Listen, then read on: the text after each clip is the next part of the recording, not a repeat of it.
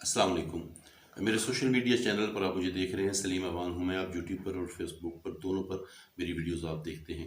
नाज़रीन, आज की जो वीडियो है उसका उन्वान पाकिस्तान की सड़कों पर होने वाले हादसात हैं। आप जानते हैं कि आज भी पाकिस्तान की सड़कों पर हादसात हुए होंगे। एक एक, दो दो, तीन तीन, चार चार, छः छः, दस दस और बाज़ औक़ात तो एक ही हादसा में 20-20 लोग भी अपनी जान से चले जाते हैं। इन हादसात के बाद पाकिस्तान के ईडी, मैं कहता हूँ, 1122 वाले, रेस्क्यू 1122 वाले पहुँचते हैं। मर जाने वालों की लाशों को भी हॉस्पिटल पहुंचाते हैं। जो ज़ख्मी होते हैं उन्हें भी सपोर्ट करते हैं, उन्हें भी तिब्बी इमदाद देते हैं। हॉस्पिटल्स में जाते हैं तो महकमा सेहत की जो टीमें हैं, जो महकमा सेहत के लोग हैं, वो भी अपनी ज़िम्मेदारियों को पूरा करते हैं। इसी तरह पुलिस भी मौके पर पहुंचती है और अपनी जो कार्रवाई है वो करती हैं। नाज़रीन, रिवायती तौर पर ये ज़िम्मेदारियाँ पूरी की जाती हैं कि हादसा हो गया, पुलिस को पहुंचना चाहिए, हादसा हो गया, महकमा सेहत को पहुंचना चाहिए, हादसा हो गया, 1122 को पहुंचना चाहिए। यकीनन ये पहुंचते हैं। लेकिन हमने देखना ये है कि क्या दुनिया के जो दीगर ममालिक हैं उनके साथ हमारी रेशो मिलती है? इतने ही हादसात दुनिया के दूसरे ममालिक में भी होते हैं जितने हमारे ममालिक में होते हैं? जी बिल्कुल नहीं, ऐसा नहीं है। तरक्की याफ्ता ममालिक जितने भी हैं, मैं एक दो मुल्क का नाम नहीं लूँगा, आप जानते हैं, तरक्की याफ्ता ममालिक जितने भी हैं वहाँ पे हादसात होते हैं, लेकिन सर ये रेशो नहीं है।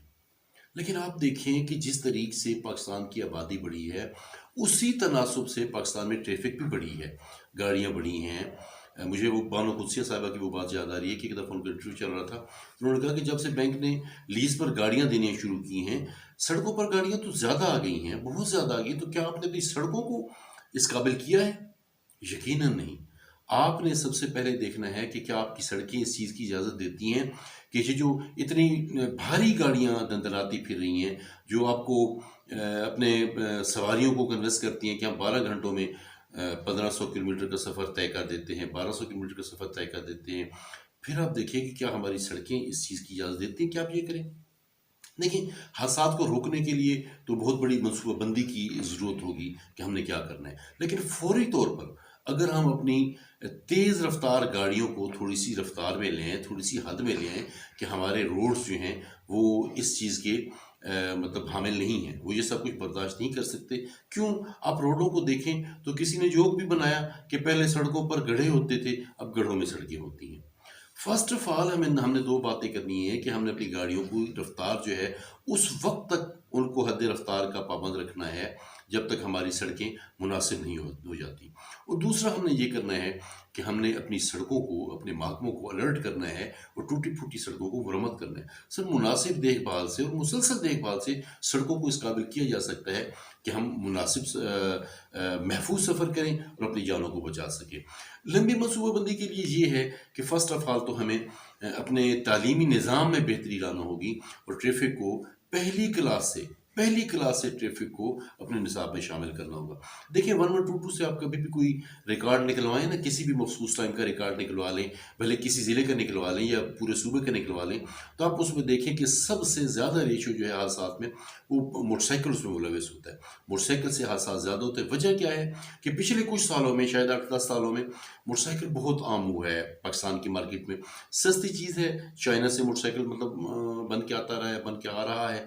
सस्ती चीज़ है, सस्ती सवारी है, तो वो आम लोगों ने इस्तेमाल की है। उसका रिज़ल्ट क्या हुआ है कि मोटरसाइकिल ज़्यादा होने की वजह से, मोटरसाइकिल की प्रॉपर ट्रेनिंग ना होने की वजह से और लाइसेंस हमारा, मतलब हम 18 साल की उम्र में लाइसेंस बना पाते हैं, जबकि आप देखें तो बच्चे जो हैं 12-13 साल की उम्र के बच्चे मोटरसाइकिल को चला रहे होते हैं।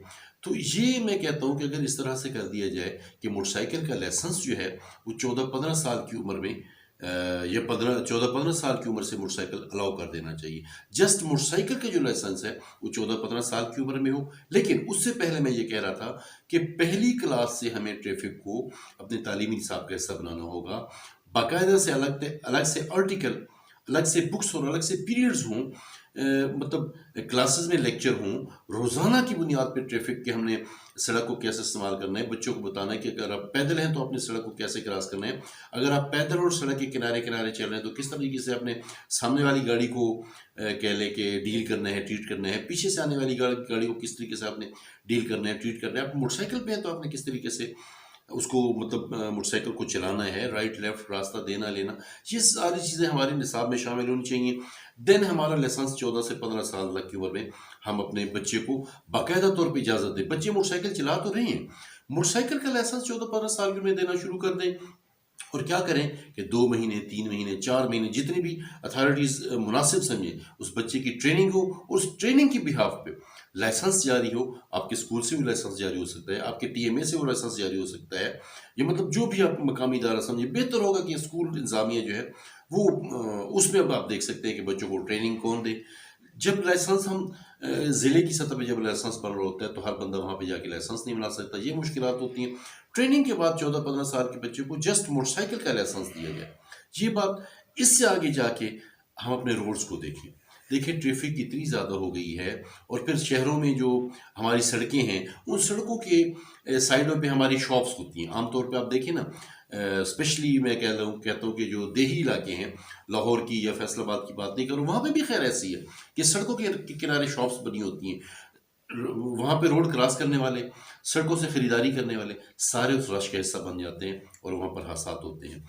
बेहतर और बहुत ही अच्छा है कि मोटरवे की तर्ज की हमारी सड़कें होनी चाहिए, जो शहर के बाहर से, जैसे मोटरवे शहरों के बाहर से गुजर के शहरों को मिला रहा है और फिर राब्ता सड़कें उस मोटरवे पे चढ़ जाती हैं और किसी भी शहर के लोग उस मोटरवे को इस्तेमाल करते हैं। मुमकिन है, बल्कि बिल्कुल इसी तरीक़ा से है कि फ़ौरी तौर पे पूरे शहर में मोटरवे बनाना बिल्कुल भी मुमकिन नहीं है। वैसे भी पाकिस्तान के मुआशी हालात ऐसे हैं, लेकिन एक प्लानिंग के तहत, मतलब उसके लिए 2 साल का टाइम हो सकता है, 10 साल का टाइम हो सकता है, लंबी प्लानिंग्स होती है ना। तो अगर ऐसा हम करें कि हमारे जो रोड हैं वो शहरों के बाहर बाहर से गुजरें, और कम से कम अगर वो मोटरवे की तर्ज के नहीं बन सकते, उन्हें वन वे बनाना चाहिए और कम से कम उनकी साइडों पे ग्रिल्स, जंगला लगना चाहिए, ताकि बाहर से कोई भी चीज़ सड़क पे ना चढ़ सके, कोई भी जानवर सड़क पे ना चढ़ सके और हादसात ना हो। तीसरी और आखिरी बात ये होगी कि हमारी अब जो सड़कों की पोजीशन है, कम से कम इतना तो किया जा सकता है ना, जब एक मेन सड़क पर किसी छोटी आबादी से छोटी सड़क चढ़ रही होती है, वो टी टाइप चढ़ रही होती है, कह लें कि इस तरीके से, मेरे ख्याल इशारा मेरा नज़र आ रहा होगा, इस तरीक़ा से वो डायरेक्ट खुद हिट होती है या जो सामने चीज़ जा रही होती है उसको चढ़ने वाली, मतलब जो भी सवारी है, मोटरसाइकिल आगे जाके कार को हिट करता है या कार जाके आगे मोटरसाइकिल को हिट करती है। ये अगर इस मतलब स्टाइल की बजाय, इस अंदाज की बजाय, अगर जिस तरीके से कैंची तौर पे आप कह लें कि ऐसे ऐसे 2 सड़कें मिल रही होती हैं, इस तरीके से अगर सड़क को मिलती है, या कर्व के तौर पे, गुलाई के तौर पे बड़ी सड़क के ऊपर एक सड़क आगे चढ़ती है, तो इस तरीके से भी हादसात का मतलब अंदेशा कम होता है। सड़कों को महफूज बनाएं, अपने तालीमी निज़ाम में शामिल करें ट्रैफिक को, और हमारे जो मतलब वो हैं बच्चे हैं, उनका लाइसेंस जो है वो 14 से 15 साल तक की उम्र तक का कर दें, और हेलमेट को लाजमी बनाएं। मोटरसाइकिल की चाबी लगाने से पहले हेलमेट ओढ़े ताकि आप हादसा से महफूज रहें। हम सबको अल्लाह ताला महफूज रखे मुश्किलात से। आइंदा किसी और सजेशन के साथ, आइंदा किसी और मामले के साथ आपके पास हाजिर होंगे। अस्सलाम वालेकुम।